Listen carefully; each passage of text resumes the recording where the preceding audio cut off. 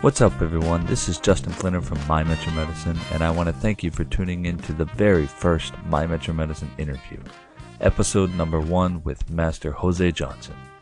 Be sure to check out the full video on our YouTube channel and stay tuned for more interviews in the coming months. But for now, enjoy my interview with the José Johnson.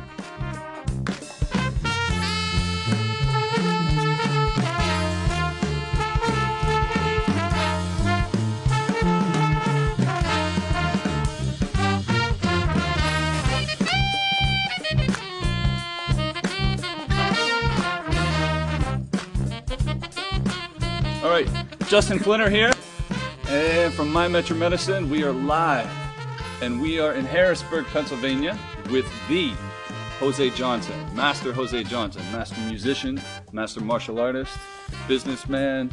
I mean, how many irons you got in the fire, as my father would say. I'm gonna tilt this down. Too many. So, There we go. it's a little better. All right, now you can see it. So we're good.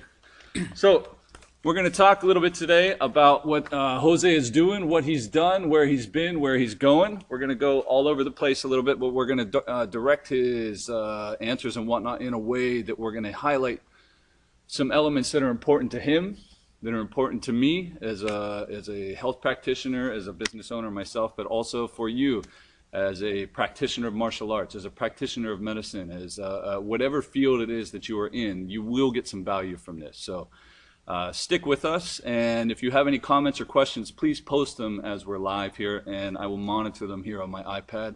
Unfortunately, I don't have a crew yet, but someday we will be good enough. We will have an amazing crew out there, and we'll be working it, and we will be Roadies. We will be roadies. Our roadies and right. tech. That's He what we said need. it. So, Jose, he's got a rap sheet here that I'm going to highlight a few things. There's so much to know about this man. Unbelievable. So he's been described as a modern Renaissance man, which is, I bow down to that. Yeah. That's good. He's an accomplished martial artist. He's a musician. He's a teacher.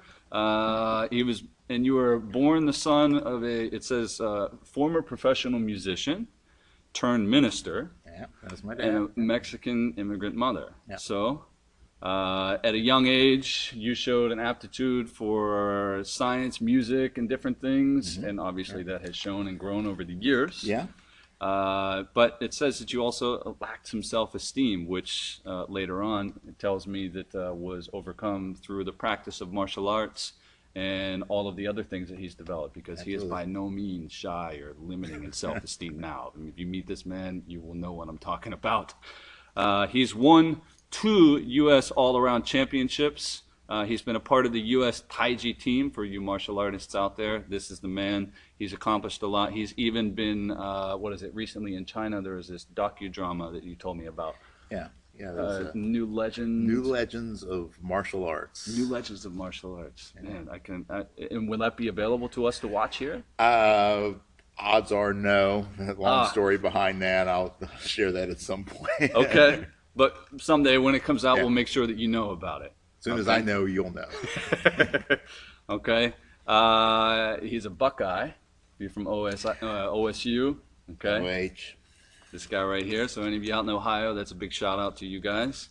Let's see what else we got here. Music, education, jazz, etc. And you've been a part of how many bands? Top 40 show bands. Oh man, too many bands to count over the years. And he's in bands now. He's got the Impact Band, the Maxwell Project, Gumbo Junk Brass Band, Big Boy Brass, Windish Music and Productions. Did I miss anything?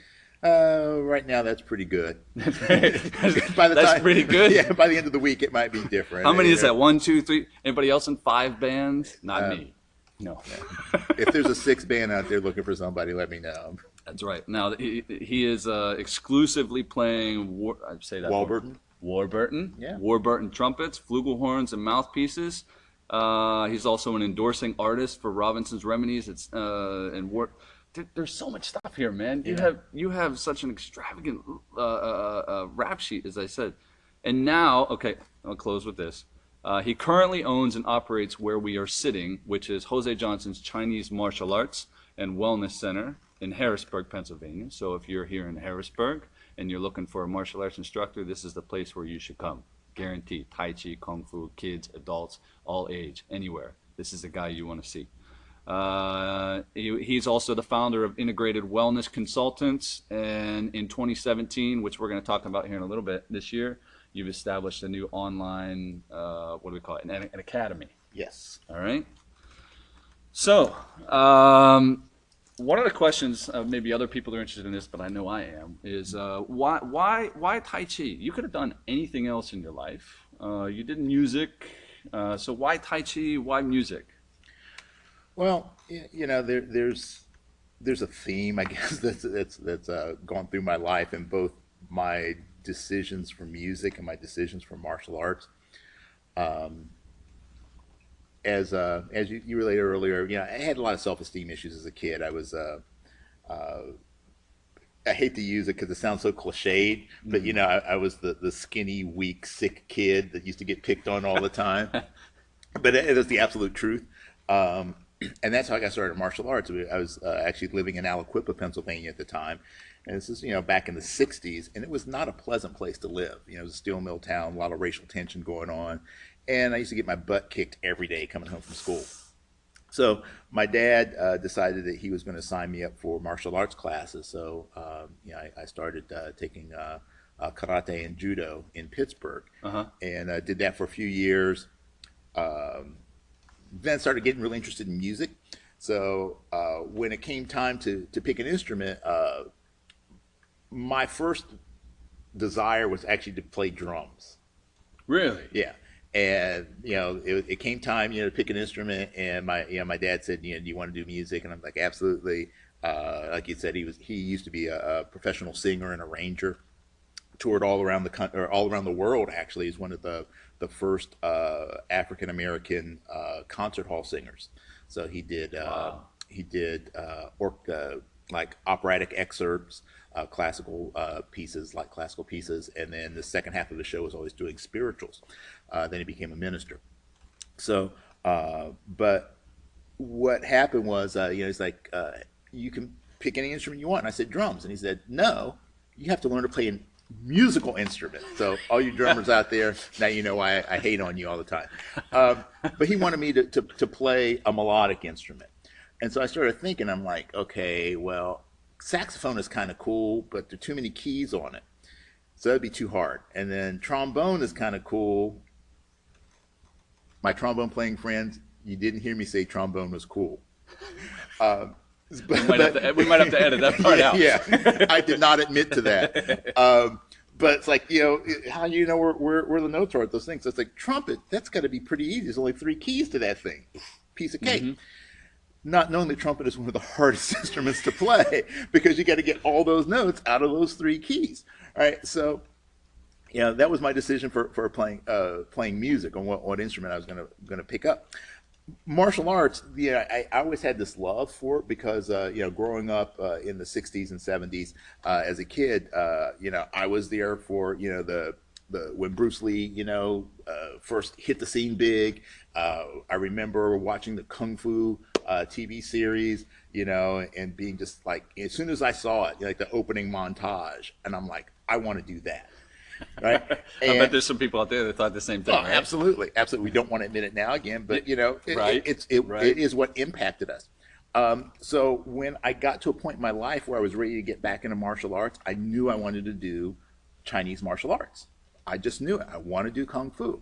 And so I started, researching, and I'm looking at like, okay, well, long fist, you got to jump and kick and do it. It's too fast. And, this is too hard. It's like Tai Chi. Yeah, that sounds pretty cool, because it's kind of slow and it's really simple. The old people can do it, I can do it. Again, looking at the surface and seeing what seemed to be simple, but missing out that there's so much intricacy, and there's so much detail, and there's such it's physically so demanding, and people don't see that. So the 2 things that I've done most of my life, actually a third thing being an entrepreneur, it's, I have working at a mortgage company and going, I'm tired of working 40 hours a week. I want to work for myself, not knowing that 40 hours a week, is a slow week for me now as an entrepreneur. So it's like looking at things that always on the surface look like they're easy, but they're really, really difficult. Yeah. But the trick to that has been, I got suckered into it, but I, became invested in it. So even though it was hard work, it's like, okay, bring it. This is gonna because be you've fun. come a long way with both. I mean, with the trumpet playing and the music in general. I mean, you've even produced your own tracks. I mean, you sent a couple of them to me. When I put this out later, maybe on YouTube, what I'm going to do is I'm going to add some of his tracks as the intro or the outro, and maybe a little bit in between, so you can hear some of the stuff that he's produced in-house by himself or with others. Yeah. But I mean, he's got some trumpet playing going on, but also with Taiji, I mean, a part of the U.S. team, I mean, national champion, et cetera, all these other things. I mean, you don't just show up and then a couple weeks later do a few moves and then you go off to competition and then you just come home with the trophy. Right. I mean, there are some places that happens. Yeah, well. But for the work that you put in, obviously you got some great results, and that's something to be recognized for sure. Yeah. Well, the big thing is, on the surface, it looks like I'm divided in so many different ways, and there's certainly days that it feels that way when you're trying to manage stuff. But the biggest epiphany I had was when I started to realize that everything I do is about the same thing. Say more about that. What do you mean? Okay, so to be a great Taiji practitioner, to be a great musician, to be a great teacher, to be great at anything requires the same work, the same concept. It's what I call the Kung Fu equation.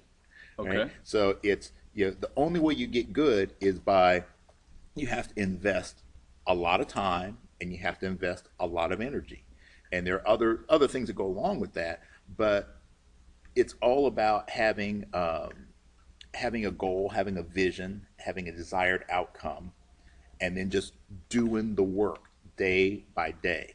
Putting in the effort.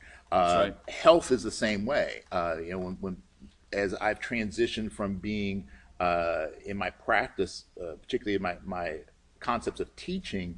Originally, when I first started teaching, I was very interested in training people to be like me, to be an elite level athlete. And that was what motivated my practice. That's my entire approach to practice. And then as I got a little older, and especially after going through some health issues, I began to realize that the important thing about the practice is the development of your health, and then later on starting to see the development not just of your physical health, but your mental health, your spiritual health, development of yourself as a complete being. And one thing you mentioned is more than it just being about you, the practitioner, the martial artist and whatnot. Now that you are leading others, it's not about you anymore. Exactly. It's the development of them. Right. So, which sets you apart, I think, in a lot of ways from other practitioners and teachers. Not everyone's doing their own thing; they got their own way to do it, and you've developed one that is based on, okay, I want to see you develop. I want to see what your potential is. Yeah. And that's one of the reasons why I'm here, is because the message that Jose is delivering here in his school, which we're now giving you a small portion of, it's got so much richness to it that will help anyone who starts to practice. They will benefit in ways you can't even imagine. Yeah. Well, everybody comes to training for a different reason. Right. In terms of like martial arts training, particularly Taiji training, people come here for different reasons. I've had a number of students who came to me, started with me because they were interested in being competitive athletes. Okay. I have people that come to me because they're interested in becoming teachers. And all of those people have fundamentally achieved their goal. But for me, the biggest satisfaction I've gotten as a teacher has been when I was teaching a lot at like rehab centers. So working with people recovering from strokes. And to see somebody who, the beginning of a session that I'd be working with them, like beginning of this month, they can't take a step unassisted. And after like 4 or 5 weeks of working with them, to see them walk across the floor, Oh, that's huge. that's huge, Yeah. you know. And to me, that made me feel like I was contributing to the world much more than helping somebody get another trophy, Right. or to be able to teach another class. Those were the things that really impacted me. So it started to make me really think about why I do what I do. And there's nothing wrong with any of those things, but it's just not where I'm at right now. I mean, uh, we need people to train to be athletes and to be performers, because those are the things that help to promote Exactly. the activity. Yeah, yeah. We And need people, the Jet Lees, the yeah, Jackie Chans. exactly. We need all Yeah, of we those need people. those. Yeah, but and we have people that can meet that need. For me, and I think it's kind of the culmination of my life as I look back. You know, the yeah, I continue to go forward, and I'm looking forward. Every once in a while, I have to remind myself to turn around and look and see how far I've come, because Yeah. you know the mountaintop is just way beyond where I am right now. But to look back and see all the different things in my life that seem to be so disconnected, and then see how the further I go along my path, how all of these things start to converge and become one. You know, my dad being a minister, I was encouraged to go into the ministry as well, and I almost did. And I kind of got turned off to religion for a lot of reasons, because you know you're behind the scenes and you kind of see some of the shady side of stuff that goes on.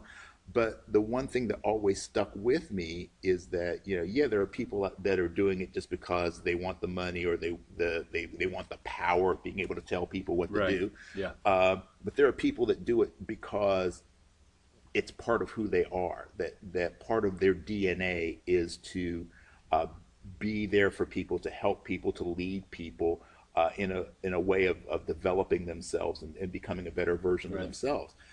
So you know, a few years ago, I made, as much as I hated to admit it, because my father and I never had a really, like, we weren't tight.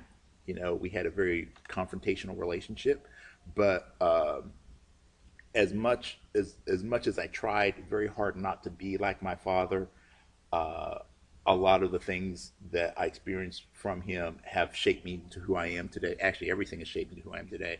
But that it's that desire to help people, Mhm. and yeah, that's what's driving me now. Is you know, my congregation is my class, and my job as the teacher is to inspire people to become the best version of themselves that they can be. And I think that's you've it. done that, because if I took you on a tour of this school, if I just rotate the phone a little bit, there's a row of trophies just down here past Jose, in the other room, on the wall, around the corner. I mean, there are so many forms of accomplishment that this school has achieved, not just you yourself, but his students are seeing results as well. So I think they're learning that the message that you're delivering really does make a difference in their lives. So discovering their own potential, because coming full circle, that's essentially what this is all about. And it doesn't matter what you learn. It could be Tai Chi, it could be cooking, it could be broadcasting, it could be anything. But overall, the message is essentially the same.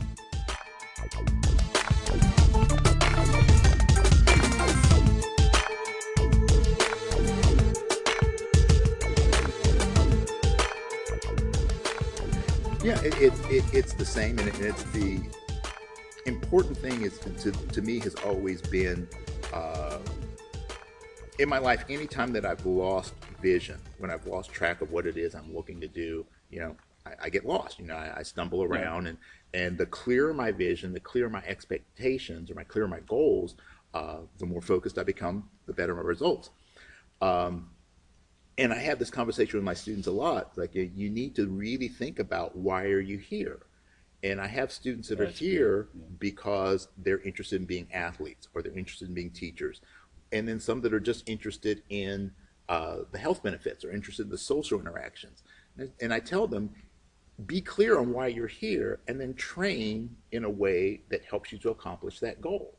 Because the way you train to be an elite athlete is different than the way you train if you're here because you're recovering from a hip replacement. Right. You can't do one, Yeah. you can't have this goal and train this way, because then you'll get discouraged, you'll get, there's too much conflict, there's too much diversion of the methods, and then you're not going to get the results you want. Exactly. So figure out what it is you want, train in the way that's going to support that, and you'll be successful. Yeah, you reminded me of when I was in acupuncture school and whatnot. A lot of the people who, not necessarily in my class, but across the entire school, and what I was witnessing out in, we got a comment that popped up. What's that? Okay. See? Huge difference. Someone's verifying what you just said. Hi, Makes a big Carol. difference. Carol is great. Thanks for the comment, Carol. So being in acupuncture school and seeing people go through that and then asking them the question when they're nearing the end, it's kind of like graduating from, it is graduating from school, but even undergrad or when you're not an acupuncturist, they want to start a business. So the first thing that they focus on is it going to be, of course, their patients, because that's where their skills are going to be delivered to. But also, are they focusing on just the money? Like, are they in it for the money? Are they in it for the patients? Are they in it for delivering a message? Are they in it? That's a question that rarely gets asked in any environment, I think, in educational, especially. I mean, you go to college. I mean, how many kids nowadays are graduating and have no idea what they want to do? Right. Where do I go now? It's like they've had this great experience, so it can happen anywhere. So it can happen here in the school, unless they have someone to guide them through that and ask the questions, not give them the answers, because the answers lie in the questions themselves. So you ask the right questions, or maybe the best questions, doesn't have to be the right ones, and your students can figure out what it is that they want. Yeah, and I think that's always a tough one, because when we think about it from a health perspective, you have to ask the question of, why is it that you want to be healthy? And a lot of times we don't think we really think about that. Yeah. It's we're told, Or even what is healthy? yeah, What does that exactly, mean? exactly. I mean, it's like when we think about, oh, this person is in good shape. Well, what does good shape mean? Yes. Is it the body fat percentage? Is it, your, is it how your physique is? Are you ripped? Are you cut? What's your cardiovascular? So all these different things that define our wellness or healthiness. And I think too often we think about these kind of measurable, mostly outward things, as opposed to looking at the holistic nature of our health, which is, I know, being not only involved in martial arts, but just in sports in general, you turn on the TV, because I'm a huge sports fan. Yes, he is. And the reason I'm a huge sports fan now, when I wasn't really so much when I was younger, is that I've come to appreciate mastery. I love watching people who are great at what they do. Yeah. And there's just It's something. attractive. Yeah, It's yeah. good. Whether it's martial arts or football or music or dance, it doesn't matter. When somebody has invested so much time and energy in what they're doing, business, and they're great at it. I love watching it, because you're going to learn something. But you look at like all these athletes, and they're in phenomenal physical shape. But then you look at them at the end of their career, their bodies are breaking down because they've overused their bodies. Right.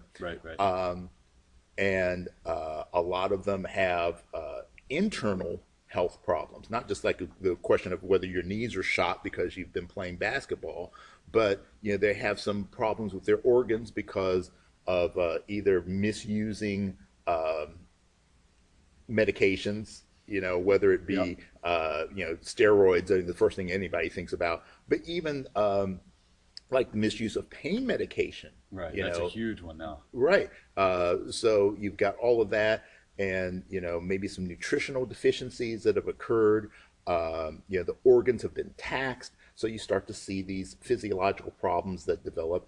And obviously, there's lots of psychological things that go along with high level sports. Exactly. Yeah. So while you may look at that person and say, "Wow, that's the epitome of physical perfection," but we don't think about the spiritual, we don't think about the mental, we don't think about the emotional, right? So and I think it is all about all of that. That's what makes you well. Right. All of that being in sync. And that's that holistic, I mean, I'm not really attracted to that word, but that's one of the best ways to describe what encompasses everything within health is it's a holistic approach. Yeah. Because there are pieces that you will never see, like he said, the athlete. I mean, it's the epitome of physical performance, of physiological functioning, whatever you want to term it as. But this appearance is only so it's skin deep, because beneath that, like we were talking earlier, some people have difficulty describing their emotions. The patients that I see, they have a difficulty describing what pain is for them. They don't know where it's coming from, because, for example, I started a conversation some time ago with a few people, and I said, what would you say if I said stress doesn't exist? There is no such thing as stress. I mean, even the look on his face right now, he's like, what does that mean? Okay.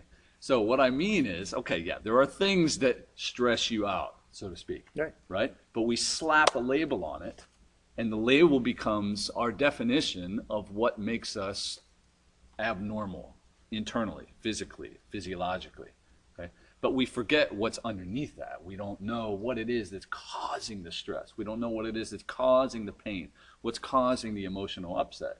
So when people can begin to question deeper underneath that layer, then they can get a little bit more knowledge about themselves, what they need to work on, where they want to go. They will actually know even more who they are. Right. So this is huge, which actually leads me to the next question, which is, what transformations have you witnessed in the health of people you've worked with over the years? You mentioned one. Yeah, I've seen people, because so much of what I've done personally is focused on Tai Chi and Qigong. Okay. I've worked a lot in the seniors community. I've worked a lot in the rehab community. So, seeing people, improve their balance. I have people who stuck with me for years because they have some measurable differences in things like their blood pressure and cholesterol. For example, I have one student who is like, this is why I do this, because when I started, my blood pressure and cholesterol were here. When I started, it went down to here. If I take time off, it goes back up. So this is what I have to do to maintain it. Right. Okay, so that's it. And you see other things. I mean, you see people improve, especially working with kids. You see them improve their strength, their flexibility, their coordination. The biggest thing for me is people becoming more comfortable with themselves. And to me, that's like we were talking about just a minute ago. When you're talking about getting to the underlying questions. Right. A lot of times, yes, there are things that go on pathologically in the body that create these specific health conditions that we have, whether they be the physical health or the mental health. But a lot of times, there are these mental and emotional components that are I don't know whether they're the chicken or the egg, but it definitely exacerbates the situation. Exactly. So when I see people become comfortable with themselves, whether it's comfortable with the fact that they're not where they want to be and they have to work towards that, or becoming comfortable with, hey, this is what I got to work with. Like, especially like working with people who have joint issues, saying, okay, I'm probably never going to be able to do a split. I'm okay with that. Yeah. It's okay if you can't do one. Yeah. We've done them. It's okay. But we know the process. Yeah, exactly. It's painful. And here's what I usually tell people, whether it be about my legs hurt just talking about it. Whether it's doing the extreme flexibility, doing the acrobatic tricks, like the aerial cartwheels and stuff like that. Whether it's the self-defense stuff. Right. I always say to people, why do you feel you need to be able to do this? I can teach you how to do any of these things. I can teach you how to be, kicked repeatedly in the groin and still be able to stand up. But why? Because it's cool. Yeah, exactly. And that's usually, and that becomes the thing. It's like, well, why? And it's like, well, why? What are you willing to trade for that? Exactly. Because everything is a trade-off. That's the balance. So when we start thinking about health, yin yang, everybody, yin yang. Yin yang. So when we think about health, sometimes we have to think about what are we willing to trade. So yes, I can help you to become more flexible. But if you've got, degenerative disc disorders, then doing some of the extreme flexibility stuff is not going to be what's in your best interest, right? That's So, right. so understanding that yes, you can make improvements, but you have realistically only so much you can work with. So let's That's right. work with maximizing what you've got instead of doing something that we could get a short-term result on, but it's going to provide long-term damage to your body. Yes. Yeah, that makes sense. So I have another. We have It's another one? Sarah. Ah. Should we read that out? Why Sure. not? Sarah Gellhorn. Hi, Sarah. Been a long time. Even as a teacher, that is true. You've helped me understand how to be comfortable with myself as a teacher. My reasons are not necessarily my students' concerns. That lesson was so freeing. So, have someone to confirm it for you. This is good. Yeah. So, let's move on. This is a question, I like to ask this question in general. It's about a larger picture of health across the world, and specifically in this country where the statistic comes from, which is given that more than 70% of today's illnesses are non-communicable, which for those of you who are not familiar with that term, it essentially means just like things that can be prevented. So a smoker will most likely contract certain diseases, so that's preventable. That's considered non-communicable. And what do you think is preventing people from making healthier choices? That's a large percentage of people. That's a Yeah. statistic that's put out by a large organization. Yeah. And for those of you who maybe don't follow it like I do, I mean, that's a huge expenditure for this country itself. We spend a lot of money in healthcare, way more than any country across the world. Yeah. And that's 70% of those expenses go towards things that are preventable. Well, without getting into like a political Yeah. discourse. Let's stay on this side of the river, please. Yeah. Yeah.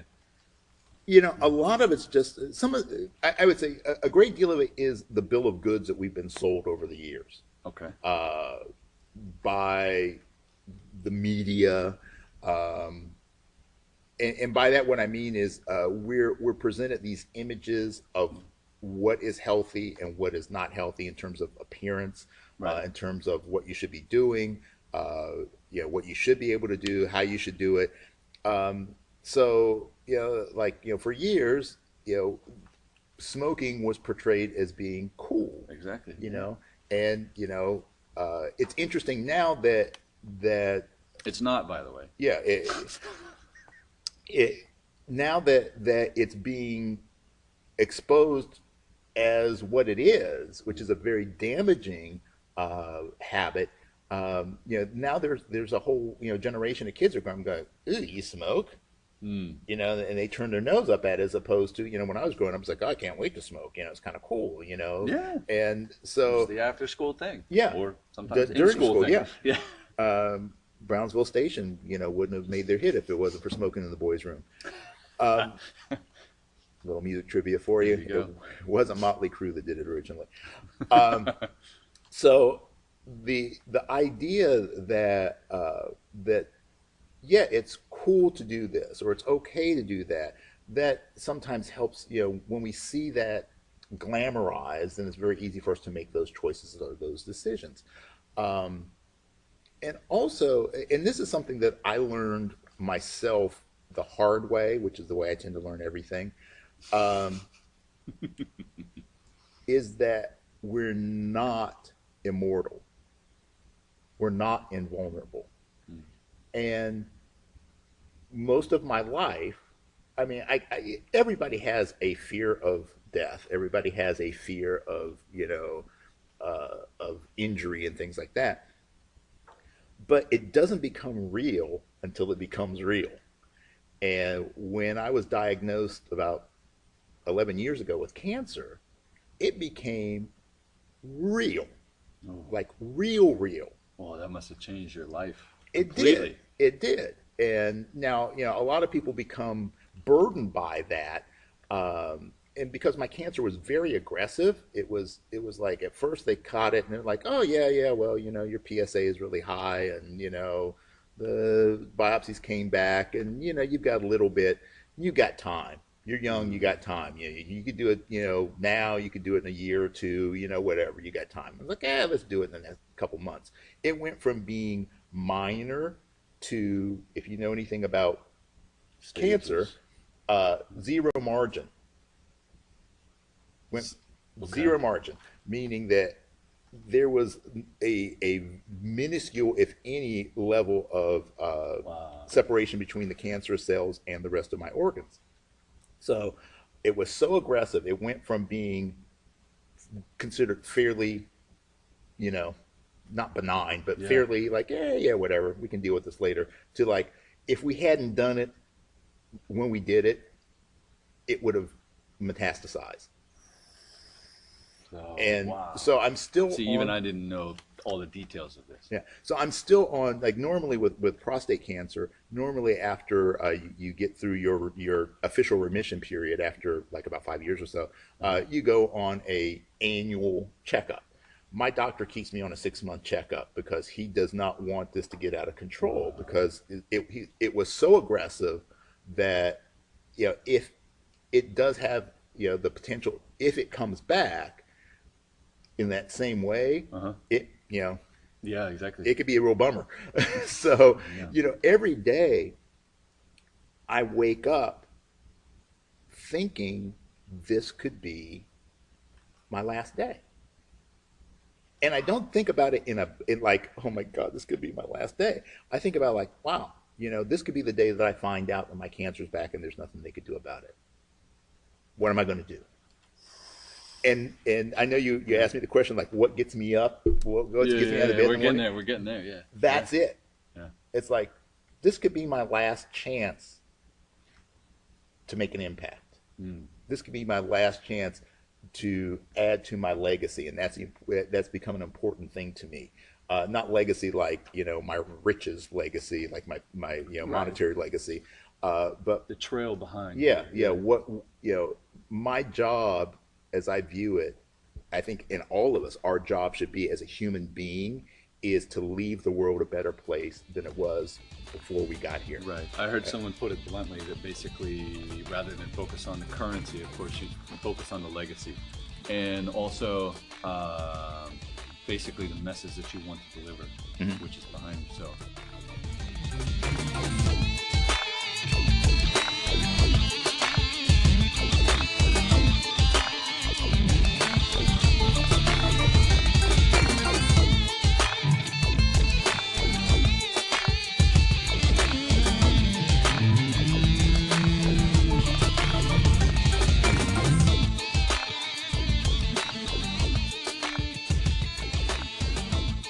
We're going to continue with this.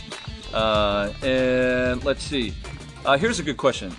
In today's media, we're now seeing these arts like Tai Chi and Qigong become adopted by like hospital programs, and they're even being prescribed, and not by people like me for acupuncturists, but even doctors, physical therapists. They're saying, okay, yeah, go do Tai Chi, do some meditation, do some yoga, things like that.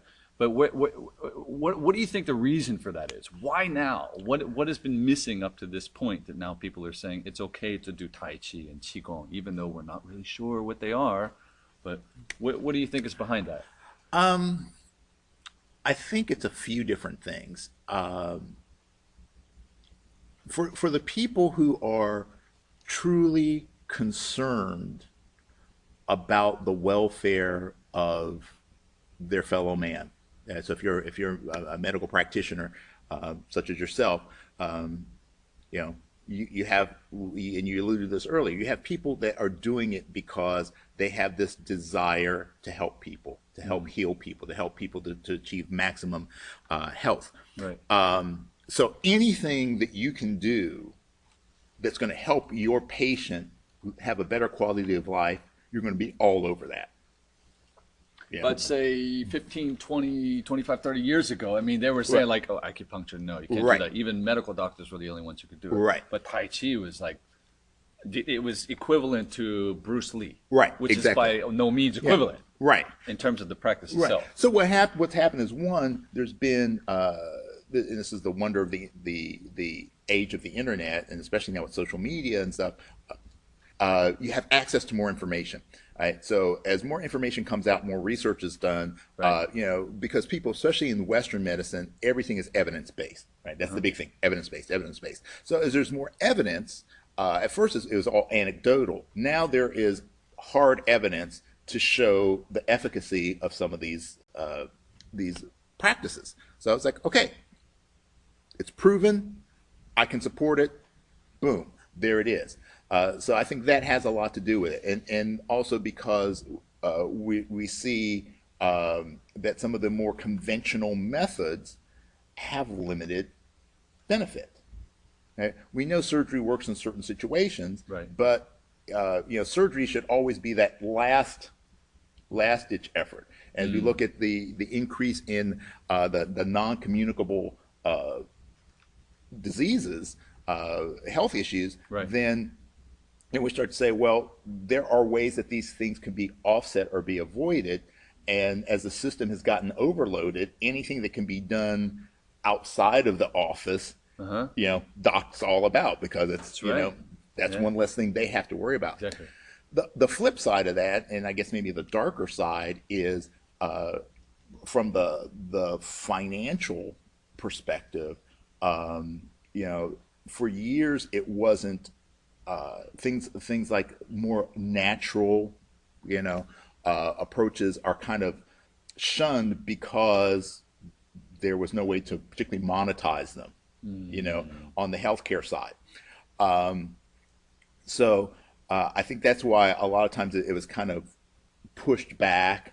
But again, as more and more people are having to deal with these issues and demanding that Right. they be given the opportunity to use complementary practices as part of their health and wellness, That's right. then got to answer to the populace. Yeah, because I think to your point that some people, they started to realize that they weren't seeing results with the types of treatments that they were getting. And then now the internet is here and you can search. It's like, what other things could I do for, like in your case, cancer?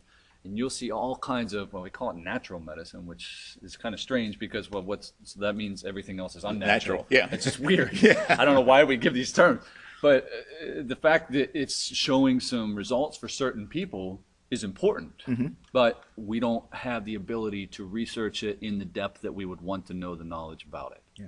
Well, So there's a level of fear that kept us Yeah. from getting to that level. Well, and here's an interesting thing, and this is where I don't want to say greed, but the concern for the bottom line and the CYA attitude can be beneficial. I just was recently talking to someone in the medical profession at Penn State, Okay. and they were telling me that now there is a fine that can be imposed on a healthcare facility if a patient had been admitted, they are discharged, and they have a fall within, I forget how long it is, but there's a fall occurs within a specific period of time post treatment, that You mean actual fall? like they fall down Okay. and Okay, they okay, have I to see, I be see. readmitted. Ah. So there's a fine that Medicare will place on the service provider. So basically, if you're not effective enough, then Yeah. you get punished. Yeah. So like, for example, somebody comes in, they have knee replacement surgery, right? And they're in the hospital. They're in the hospital for a week. They leave the hospital. They go home, and a week later they fall and they have to be readmitted. The hospital can be fined by Medicare. The hospital and the doctor. See, and I don't know about this. So, All right. Wow. what a lot of them are now doing is they are prescribing to their patients, or they can't prescribe in the way of, because right now Taiji is not something that somebody can come with a script and insurance is going to pay me. But they are saying, okay, as part of your rehab, you have to take a Taiji class. And if they do that and the person falls, they're clean.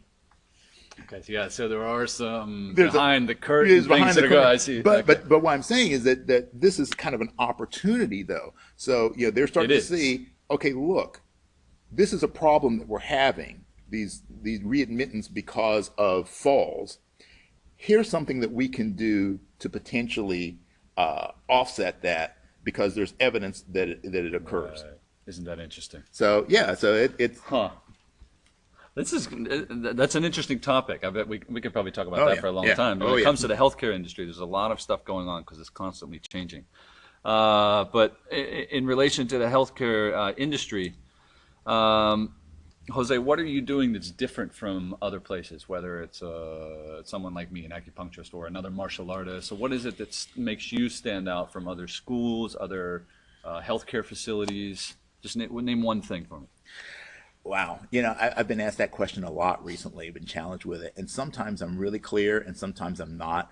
Um, and I like to think that it's my unique perspective on, again, using your less than favorite word, holistic uh, Yeah. or synergistic approach to our development. I think it's way too easy, like a martial artist, like most martial arts schools, they're very concerned about just a specific range. It's like, well, I'm either, I want people to be healthy so that they're confident and strong and can defend themselves, or so that they can do all these wonderful physical things. Or a doctor who's like, well, I really want this person to be physically healthy and fit so that they can live a long and productive life. Right. And not looking at how all of those things are part of the wholeness of our life. And unless you have played in all those areas, there's a lot of doctors who really haven't gotten too much into the personal development. Right. And there are people in personal development that really haven't gotten too much into not just the general health, but like the specifics of health and wellness and what it takes, not just to be in good shape, but how to deal with disease, how to deal with some of these other things. So I've kind of been fortunate to have been to have walked through these different areas of life and experienced them personally. And it gives me a very different perspective on things. Right. So I know in this area there's really nobody who has got this culmination of like the physical athletic skills, the spiritual aspects, the medical portions, all of these different things, the philosophical concepts, where everything has been completely put together and coalesced and can be presented as a singular package. Right. So one of the messages that was delivered from one of my teachers in acupuncture school, who unfortunately passed away, I believe it was last year, Bob Duggan. He said, correct me if I'm wrong, someone who's out there that can comment and fix it, but I think he, very simply put, teach, treat, teach. So you try to teach the person as well as treat them, because it's not just through the action of needles or the action of Tai Chi movements or the movement of your arms through Qigong. There's different things that you can get through that message. So along that lines, that is something that you're doing differently, because personal development is now essentially what Taiji was years ago. It's like people didn't know much about what Taiji can do and what Qigong could do or holistic medicine could do. So they put it on the side, and it was one of those extra things. But now people are accepting it, and now there's a level of, you'll see a lot more things coming out like you're talking about, which is personal development, personal mastery, personal growth, which goes right into this new thing that you've done. This is great. Anybody who's out there who is interested in learning more about Qigong or alternative medicine, anything along that lines, Jose has started this new thing online, an online academy that I mentioned in the very beginning. I'm going to let him say a few things about it, but I've tried it out when he launched it, a couple weeks ago. Mm-hmm. He had 2 courses on there, and he's building more. He's got another one behind the scenes, and he's producing some more in the back end related to Qigong, alternative medicine. But I think this is going to be great, because now you can stay at home and you can do like you're doing right now, or at work, and you can listen to it on your break, you can listen to it at home, and you can learn more about these arts and get more of it without having to spend a lot of extra time traveling and et cetera. So say a little bit about this academy that you've got going on now. Well, I just started, it's called Personal Mastery and Growth Academy. PMAGacademy.com. There's my link. And the idea behind it is that, this concept called scalability. There's only so much that I can do in the real world. There are only so many classes I can teach. And each class, even though I have a fairly large facility, each class is limited by that physical space. And there's only so many hours I can teach a day, so many people get in class. So I'm limited in my ability to reach as many people as possible. As I talked about legacy, I mean, my legacy is I want to help as many people grow in their lives as humanly possible. But with technology now, I can reach a lot more people through this virtual platform. So, there are a lot of people, and this kind of really hit me, is like, I had a lot of people that have opted into my page, my school's page, to get information about classes, but they're not signing up for classes.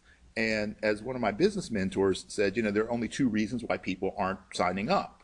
It's like either it's money or it's time. That's basically it. And the money issue, we're offering, $20 trials for people, or $69 for 6 weeks as a trial. So the money's not an issue. That's affordable compared to many other places. That's really affordable, right? That's not what I charge on a regular monthly basis. That's my get them in the door sort of price, right? But if you can't, if you can't afford $19.99 to do 3 classes, then you probably can't afford to be a member of the school. Right, so it's just simple mathematics. But a lot of people weren't even signing up for that. So the question then is like, if money is taken off the table, then what is it? It's time. Right. The time and the location aren't convenient to that person. Right. So how can I remove that obstacle? Because everything is about removing obstacles. So the way to remove obstacles, I come to you. Now I can't come to you physically, but through technology, exactly. Everybody can have access to the information that I have that I can present, and have it when they need it and where they need it. So what's one course that you have going on there right now that they could access through a trial or through what membership? Right. Well, I have a couple of free ones up, or at least one right now. One's on fundamental of breathing, so it just talks about the fundamentals of breath work as it relates to Chinese martial arts and Qigong. And that's absolutely free. Just check it out, try it, see if you like it. I have one paid course up right now, which is on Guan Qi Fa, the traversing energy methods. One of my favorite Qigongs. It's great for balancing energy. So if your energy's too high, it'll bring it down. If it's too low, it'll bring it up. So it's a great tonifying one. Right. And so I did it. It's really good. So that one's available for sale. And so what I've got going on next year, I'll be actually doing a pre-launch, hopefully within the next week, is going to be a full year's worth of Qigong. So every month there'll be a different topic, and those topics are going to be actually broken down or condensed into a quarterly theme. So there'll be the first theme is going to be on classical Qigong. So the month of January will be 8 pieces of brocade. Then we're going to do the five animal play, which is another, that's actually, I think, the first documented Qigong method. The drawings were found in caves, dating way I've back. heard of it. Yeah, but that was like a little bit of it. Yeah, that's like the first one. So we're going to do 5 animals, and then we're also going to do the muscle tendon changing classic. Yeah. Okay. So those are 3 of the most well recognized and practiced Qigong sets. So those are the classical ones. Good. Then I'm also going to go over medical Qigong, like Qigong for health and healing. So things like the 6 healing sounds and the Guolin Qigong, which is used a lot in cancer rehab in China. Also some Qigong self-massage, stuff like that. There'll be Qigong that's specific for joint mobility. So things like silk reeling and other Qigongs that have a lot to do with our spinal and joint health. And then esoteric Qigongs for like more the spiritual development. So each quarter will have a theme, and then each month there'll be a Qigong that matches that theme. So people will be able to take that course, whether it be a la carte and you just say, I want to do this month, and that's fine, or to sign up for a year-long program where you're going to get a very comprehensive approach. The feedback I've gotten on the course that I've already done from actually someone who teaches online was, I love this because I can go back over the lessons. Like I hear you say this stuff in class, but sometimes it doesn't stick.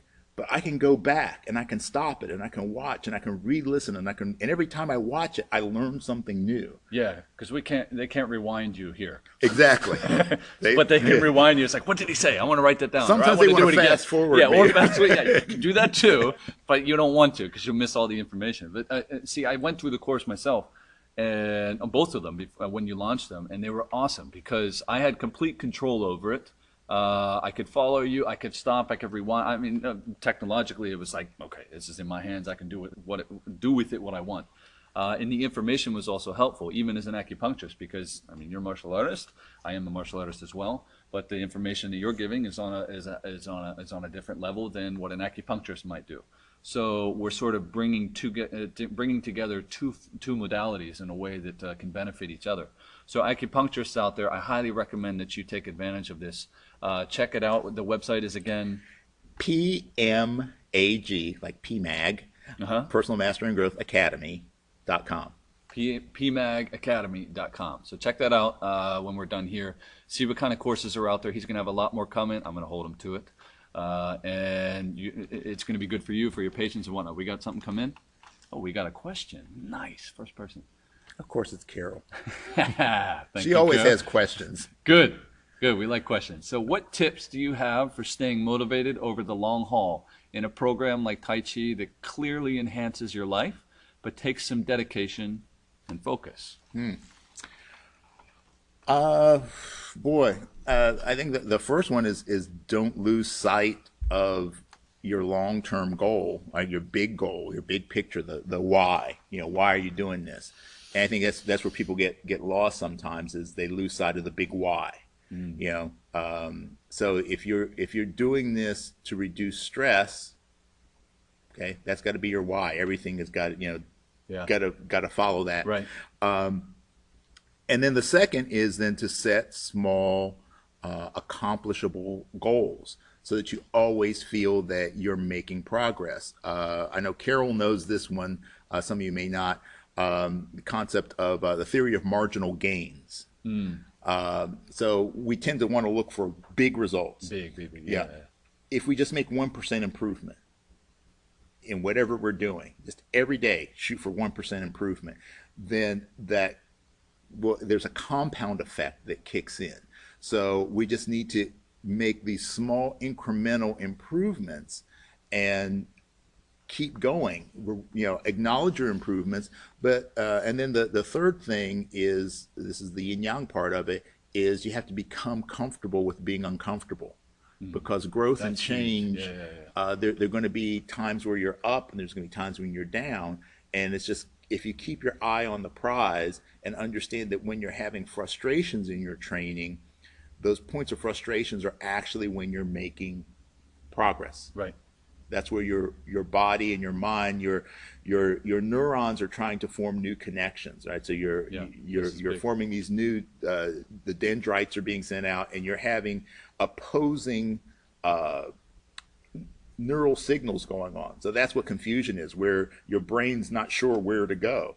So the more confused you get, the closer you are to making a breakthrough of one of those the new path kicking in. That's right. So that's why the new field, like neuroplasticity, basically how the brain changes because of this. Because if you're not happy with where you are, then essentially you're not happy with the patterns that you've developed over the years. And if you keep seeing the same results and you're not happy with them, then it's not because you're not doing the right thing or whatnot. It's because the things that you've done over the years, you've developed a specific pattern on how to do it. And what you have to do is to redesign that. And I think that's, correct me if I'm wrong, but it sounds like that's what you're pointing at. Absolutely. And sometimes you just got to, change your game plan. It can be as simple as that. Yeah, exactly. As I look at my career, I've changed the emphasis on what I've done and how I've done it as I've grown and matured and gained more knowledge. So there's nothing wrong with taking a step back and saying, this is why I started, but this is why I want to continue. So yeah, people can hold on to that, then they'll be good in the long run. Yeah, for sure.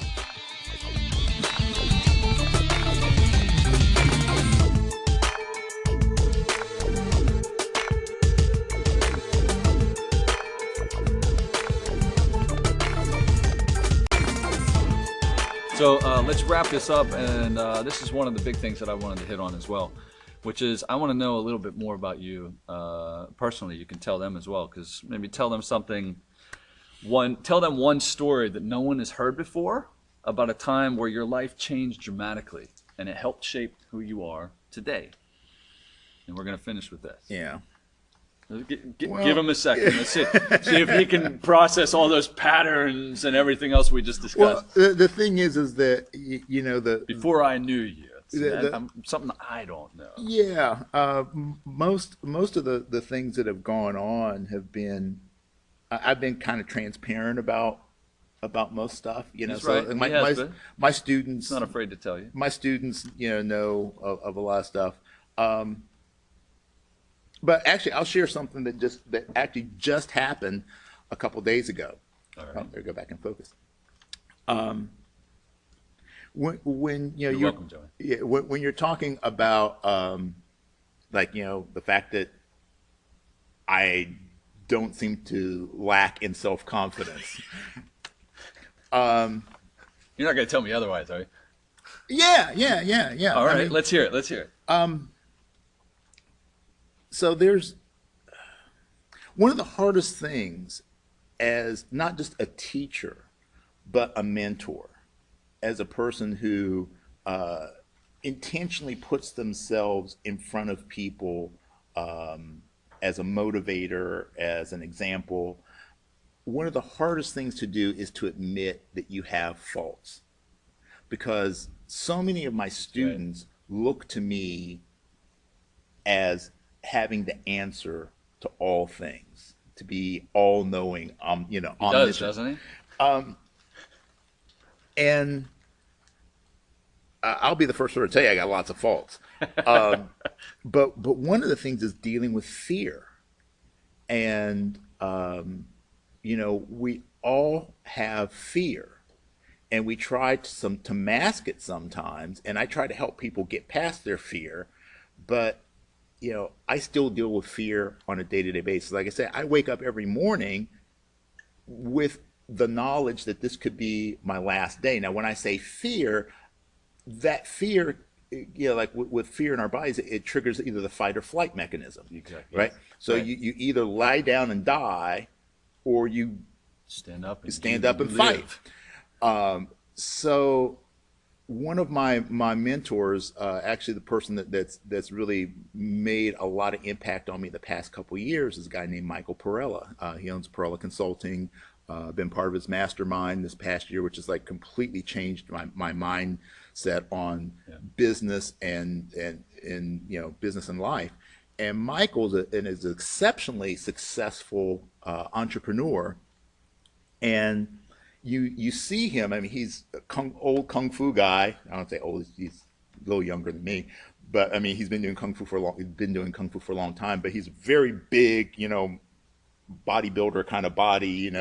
Very strong personality, very accomplished. Right? You look at him, and it's like that guy has got it figured out. Right? And he put a post up on Facebook just a couple days ago about fear. And he's like, everything that's happened bad in my life, even to today, has been because of fear. And he said, and I have fear. And I'm afraid of this, and I'm afraid of that, and I'm afraid of this. And he's like, it's there. And every day I have to deal with those fears.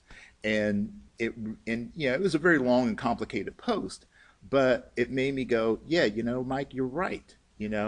I have fear. And you came out as somebody who people are following and paying a lot of money for his guidance, for him to say, yeah, I'm afraid of failing. Yes, I'm afraid of this. I'm afraid of that. To just admit it straight up and go, yeah, you know what? I have those same fears. And one of those fears is that I'm afraid that people will know that I'm afraid, and they'll stop respecting me. They'll stop. They'll stop believing me. So you don't think that way anymore, or you still do from time to time? I do, but it's acknowledging that I have those fears, and not letting those fears control me, and doing what I can. Key. That's doing what I can to circumnavigate those fears. So yeah, every day, I have fears that, I'm not good enough, that I don't know enough, that that I'm going to fail, or I have fear that I'm going to succeed. right. So I have all of these fears that go on, and just understanding that they're natural, Right. and then trying not to let them control me. That's big because fear, it can step up and it can be right in front of your face, and it will either cause you, like you said, you either lie down and die, or you stand up and live and you face it. Because fear, you either step up to the plate and know, I mean, if anybody knows baseball and whatnot, but you either hit a single, a double, a home run, or a grand slam. But if you never step up to the plate, then you never know what it's like to have that kind of a feeling and that kind of accomplishment. So fear really can set people back. So that's huge. I did not know that, and I bet that a whole bunch of people out there didn't know either. Yeah. So the man does have faults, believe it or not. Yeah, well, It's okay. it's okay. I know I'm a snowflake. Yeah, but I used to tell people I'm not like, I don't have fear I used to have performance anxiety. That's one of the reasons I really got into I see. to doing Tai Chi and stuff. I wanted to try and get over my stage fright, because as a musician, it's like you put me in an ensemble, I was fine. You put me as a soloist, I had problems. I would freak out. And through competition, that's what I learned. I was on the rug. It was just me.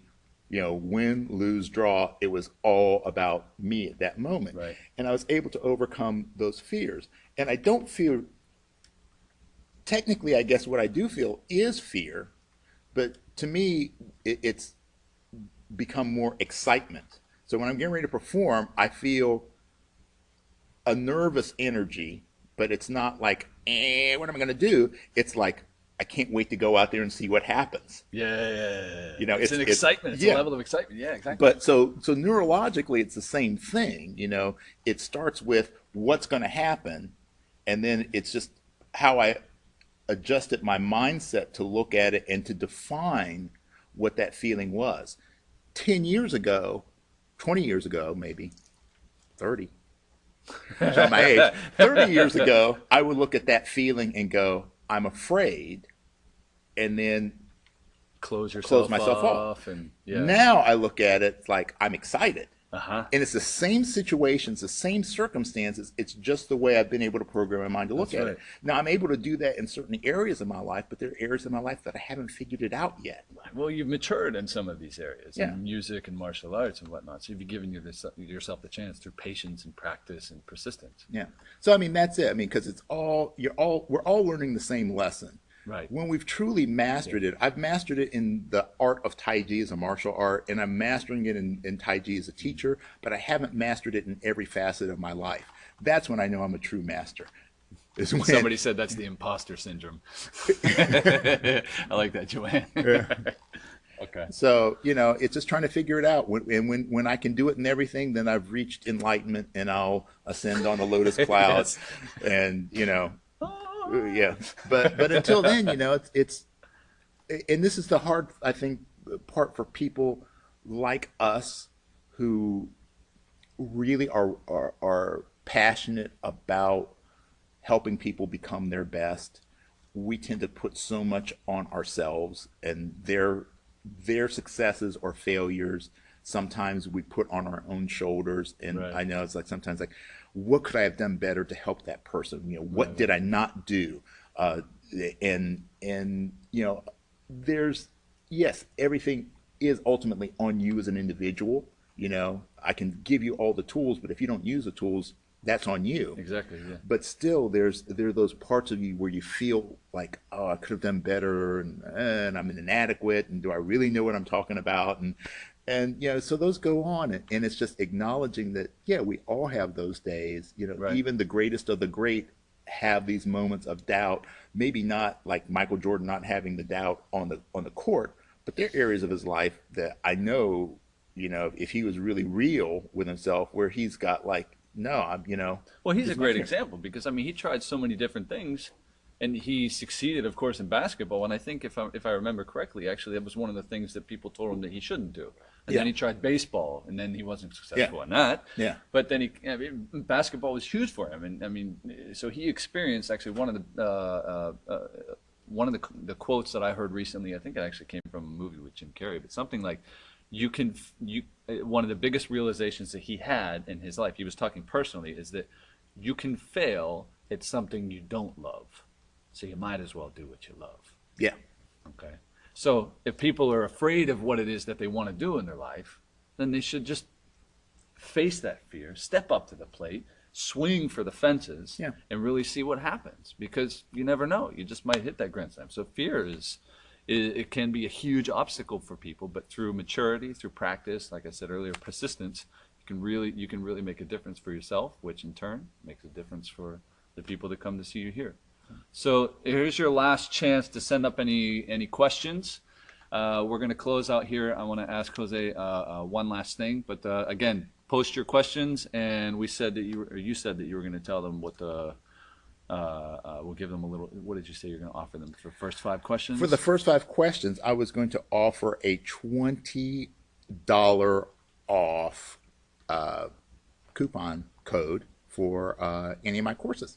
There you go. So, $20 off. Yep. Take it or leave it. So Questions? if you want to do the Guanchi Fa, you can do that. $20 off, $49. If you want to save that to do one of the upcoming courses, I will give you the ability to do that. So okay. So let's close out, and why don't you give everyone one last piece of advice, one last piece of wisdom. See, he's got a big cup full of wisdom right here. See, wisdom. Chinese character, wisdom. Yes. Right there. It's dark. It's dark roast wisdom, actually. Dark roast. So, give him something. Yeah. I think for me, it's Tai Chi. Right? Everything is Tai Chi. My favorite saying, I don't know if anybody used it before me, but it's what I use all the time. It is what it is. It becomes what you make of it. And so, life throws us all kinds of great stuff, and it throws us all kinds of crap. We don't always have control of what happens to us, but we do have control of how we respond to it. Right. So, take what life has given you and figure out how to use it to turn your life into what you want it to be, and make a difference. I think actually that would be the biggest one. Make a difference, no matter how small. You think what you do doesn't make a difference, and there are days I feel that way where what I do doesn't affect anyone. I'm wasting my time, and then someone comes up to me and tells me what I did, how it impacted them, and how it made a difference in them. So, never think that you're minuscule and you don't have an effect on the world, because you really do. That's great. That's great. I love it. So thank you all for being here today. This is Jose Johnson up in Harrisburg, PA. Check him out. Jose Johnson Chinese Martial Arts. He's got pmagacademy.com. Thank you. There's so many extensions out there. Yeah, I know. So many different things. But I'll post this up for you guys. Or it'll be in a podcast. It'll be on YouTube. We'll have all the links there. You can reach out to him personally. You can find him on his website. Everything will be there for you guys. So thank you so much for tuning in today. Justin Flinner from My Metro Medicine, way down in D.C., but we're up here in Harrisburg. Jose Johnson, thank you very much. My big brother. Thank you, brother. Yeah. Always good to see you. Take care, everyone. Have an awesome day, and we'll see you next time.